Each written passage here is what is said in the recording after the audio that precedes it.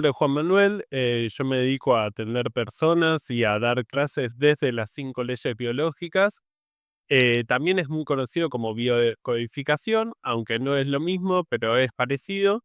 Las 5 leyes biológicas entienden que todos los síntomas que tenemos tienen un porqué y un para qué biológicamente hablando. Es decir, que nuestro cuerpo no hace nada al azar, o no hay algo que nos ataque, o no hay algo que nos ponga en peligro, y que nuestra biología, la biología siempre va a buscar sobrevivir y nosotros somos parte de biología.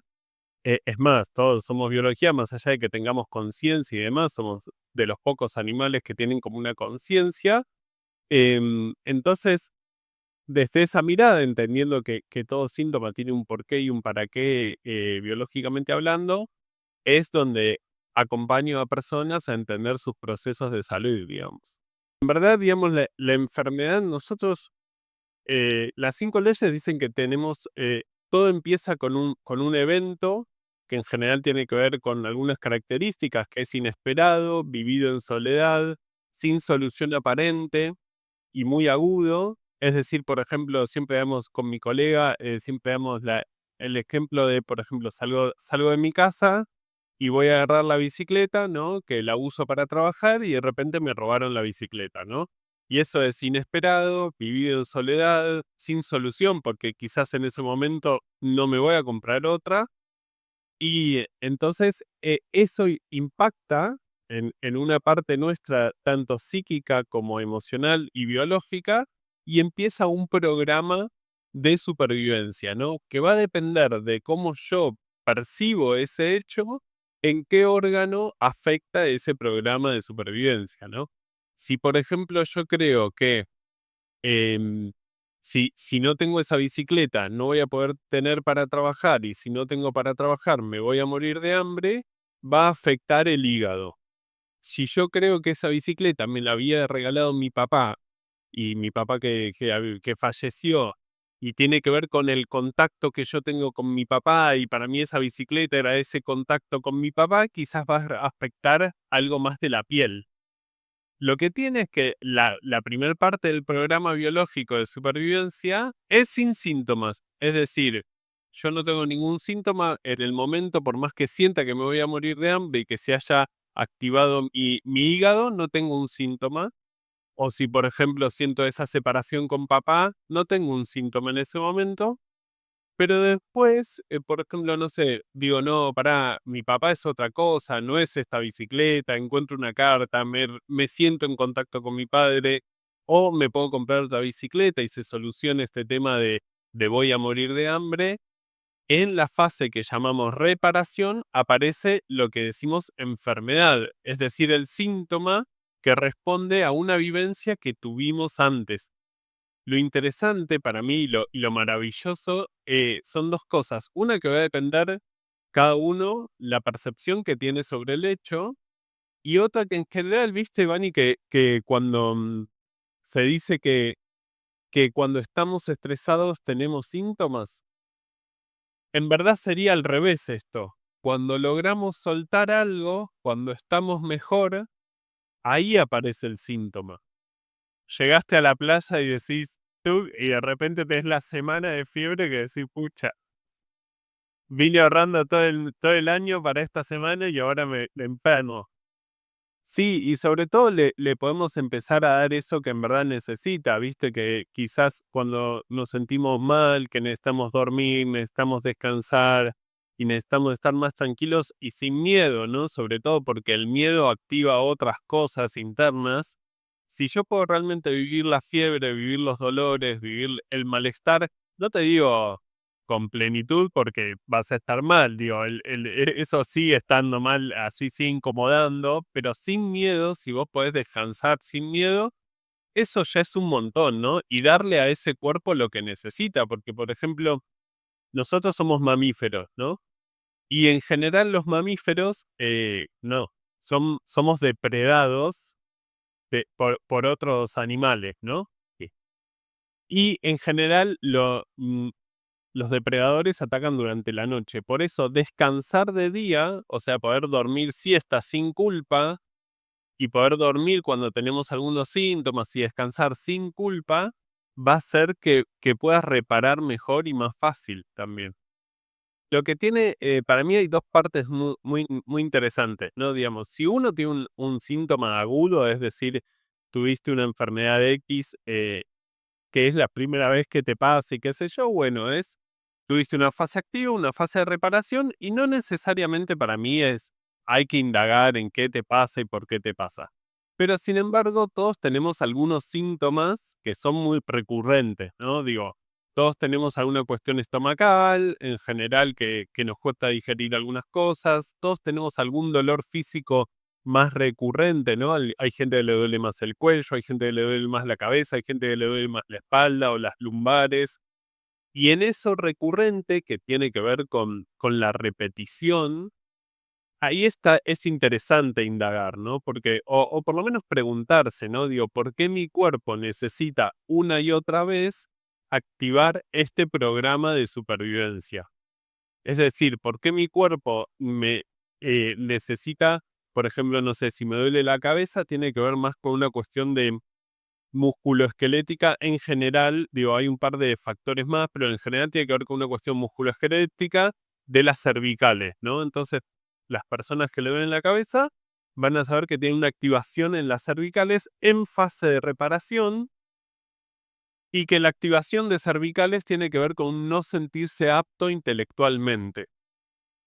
Entonces, de la cabeza me sentí apto o apta para poder resolver alguna cosa intelectualmente.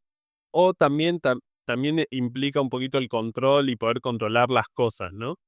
Pero, que no sé si alguno acá necesita el control, pero bueno. Y lo que es interesante es decir, pero para, ¿por qué vos, Vani, no sé, por ejemplo, te duele la cabeza en general y a mí lo que me pasa, a mi hijo Manuel, cada tanto me duelen las lumbares? Porque cada uno tiene una percepción distinta del mundo. Y ahí es donde a mí es como mi expertise, por así decirlo, que tiene que ver con cómo se forman esas percepciones. Y todo sí o sí nace del seno materno-paterno, ¿no? Digamos, es decir, en casa, cómo mamá, papá nos trataron y cómo mamá, papá se trataron entre sí y para sí mismos, ¿no? Porque muchas veces la crianza no es solamente lo que le decimos a los chicos, lo que le decimos a los hijos, sino básicamente cómo nos tratamos a nosotros mismos. Sí. Otros ejemplos. A mí hay dos que me gustan mucho porque son muy recurrentes, ¿no? Uno que tiene que ver con la piel, tiene que ver con el contacto, ¿no? Y puede ser con un contacto deseado y no tenido, o con un contacto tenido y no deseado. Es decir, por ejemplo, ¿no? No sé, me quiero separar de una pareja, ¿no? Y no me estoy separando. Por H o por B no lo logro hacer, porque, porque lo interesante es que, digamos, nosotros somos el único animal que tenemos conflictos reales y conflictos simbólicos. Real, en este caso, sería el contacto con esa pareja, el contacto directo, ¿no? Con esa pareja que no quiero tener, eso sería real. Pero también puede ser, digamos, que ya no tengan un contacto, pero que están juntos y que no querés estar más juntos. Entonces ahí se mezcla lo real y lo simbólico, ¿no? Entonces, por ejemplo, la piel va a ser, si yo no quiero tener más este contacto, el día que me logre separar de esa pareja, puede ser que me pase algo en la piel, ¿no? Tenga alguna úlcera, alguna alergia, entre comillas, puede poner algún hongo en la piel, alguna cuestión más de esa reparación que está sucediendo. Después otro que es muy típico, que es problemas, por así decirlo, voy a englobar así como mucho, hay muchos detalles, pero gastrointestinales que tienen que ver con más, digo, que me cuesta digerir. Y ese sí es literal, me está costando digerir, es decir, me comí una piedra, yo lo digo como no real, ahí no, nadie se come piedras en general, pero me comí algo que no me estoy pudiendo digerir. Entonces, si tengo problemas a diario con al digestión, es que tengo situaciones las cuales me está costando digerir alguna cosa, ¿no? Digo, algún vínculo, en el trabajo es muy típico que se ve esto de, che, hay cosas en un trabajo que no me puedo digerir a mi jefe, o alguna presión, o algún, etcétera, ¿no? Exacto, digo, y lo interesante es esto, porque la inflamación sería fase de reparación. Entonces, si por ejemplo yo tengo una inflamación estomacal, es que pude repararlo. Pero si yo hoy tengo reparación, y perdón, hoy tengo inflamación, a la noche no, y a la mañana tampoco, y a la noche de mañana me vuelvo a inflamar, es que estoy entrando y saliendo en el programa una y otra vez. Y eso significa que, digo, vuelvo a tener sensaciones o situaciones o vivencias de lo que llamamos bocado indigesto. Y ahí para mí es donde a mí me gusta trabajar hacia 2 lados, ¿no? Primero, uno hacia el pasado, hacia entender por qué nosotros mismos nos llevamos a situaciones de bocado indigesto y cómo nosotros mismos nos llevamos a repetir esto y probablemente digo, si yo no me sentí capaz o no fui escuchado o, digamos, cuando, por ejemplo, mamá o papá decían algo, yo me callaba y me tragaba eso. ¿Por qué? En general porque si yo me callo soy mejor hijo y si soy mejor hijo soy más amado. Todos son mecanismos de defensa de búsqueda del amor de mamá y papá, ¿no? Entonces, por un lado, entender cómo se programa esta forma de ver el mundo en cuanto a, ok, si yo me callo y no digo lo que pienso, el mundo me va a amar un poco más. Eso sería como el... Y después, por otro lado, en el presente, entender dónde estoy repitiendo esto, porque en general las personas que vienen a consulta somos adultos, y como adultos pararse en el lugar de decir, ok, pará, más allá de que esta vivencia la tuve cuando era chico, hoy en día la estoy repitiendo, y ese repetir sí me puedo hacer cargo hoy en día de dónde cambiarlo, decir, me está pasando esto en el trabajo. Y acá hay dos soluciones. Lo mismo que los conflictos, por así decirlo. Una real, es decir, me voy del trabajo o respondo las cosas que le quiero decir al jefe. O otra más simbólica en el cual de decir, bueno, para suelto un poco esto, me empiezo a hacer cargo de mi historia y la verdad que quizás mi jefe, que era más una representación de mi papá, le dejo de dar un poco de bola, ¿no? Digo, como digo, bueno, este señor que está bien, me exige, bueno, tranquilo, no me voy a alterar por lo que esta persona está pensando o diciendo, ¿no? No nos es fácil hacernos cargo de que quizás el síntoma que tenemos no tiene que ver con algo externo, sino con una vivencia interna. No es sencillo, digamos, decir, ok, me voy a hacer cargo de estas vivencias y poder modificarlas, ¿no? Sin culpa, ¿no? No es hacerse cargo con culpa, porque la culpa no lleva a nada, es más, pero sí con reflexión y con responsabilidad. Y creo que la responsabilidad no siempre, que responsabilidad es muy interesante la palabra, que es la habilidad de responder.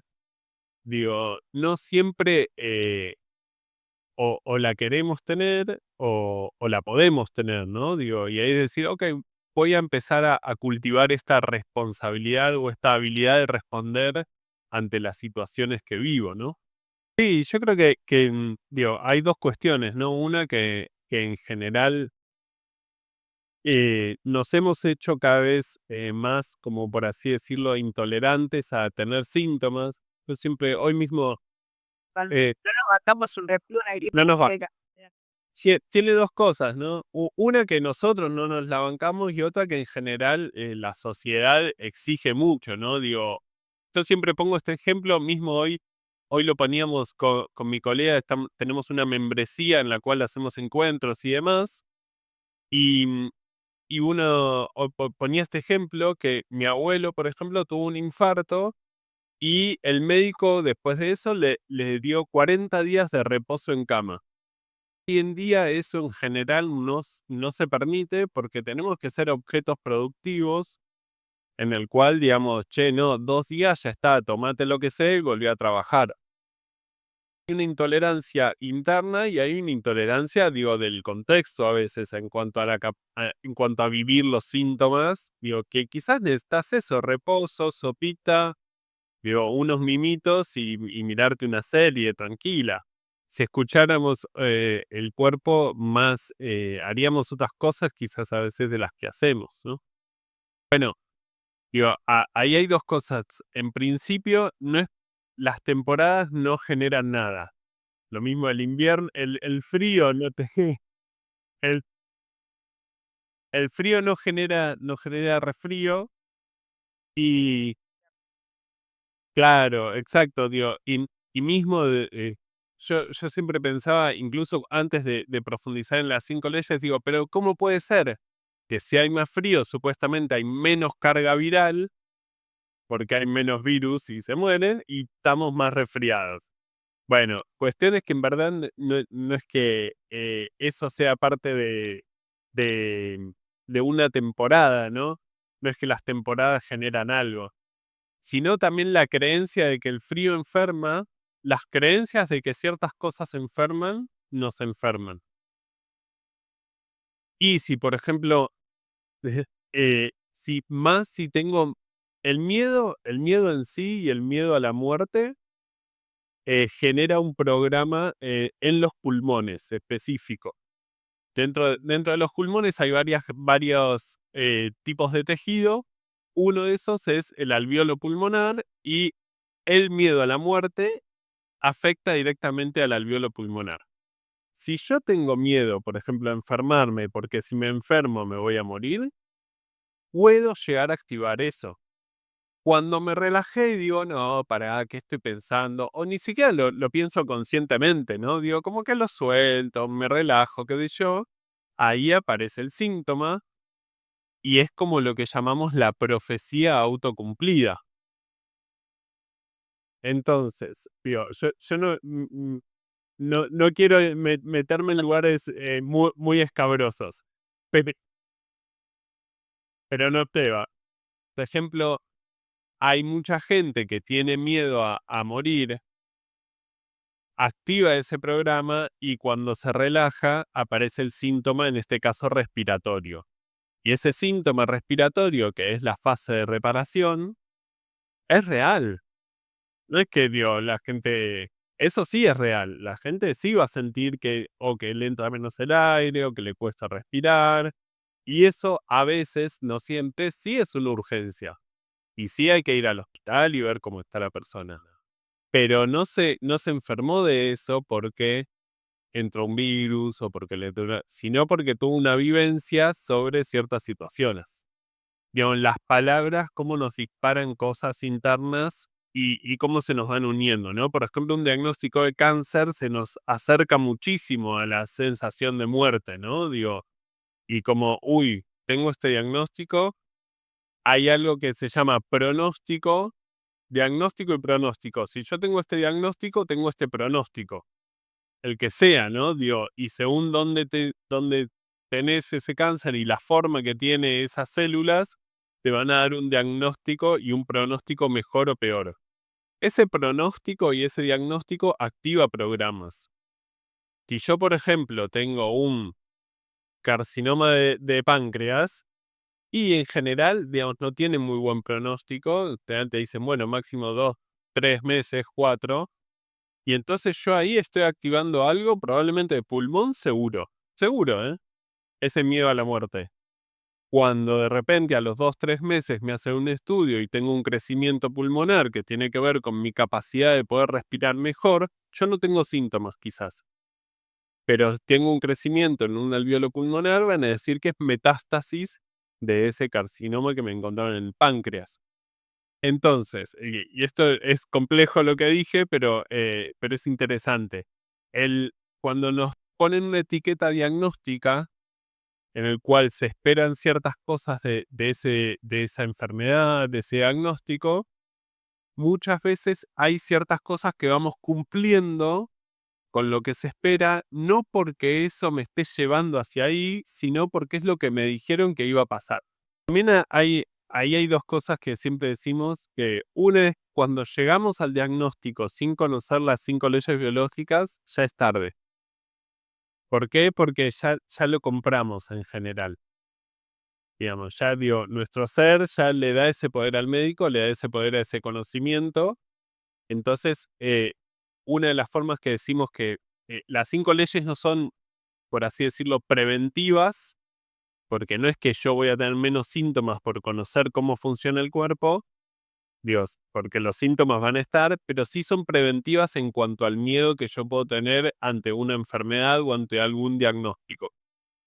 Eso por un lado. Y después también el médico está haciendo lo que mejor sabe hacer.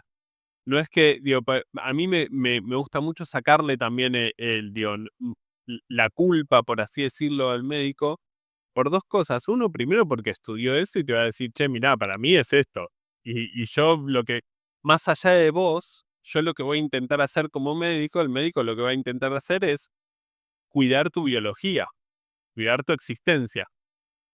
Entonces, digo, es como a ellos le enseñaron a verlo como si fuera un objeto, medio, y van desde ahí.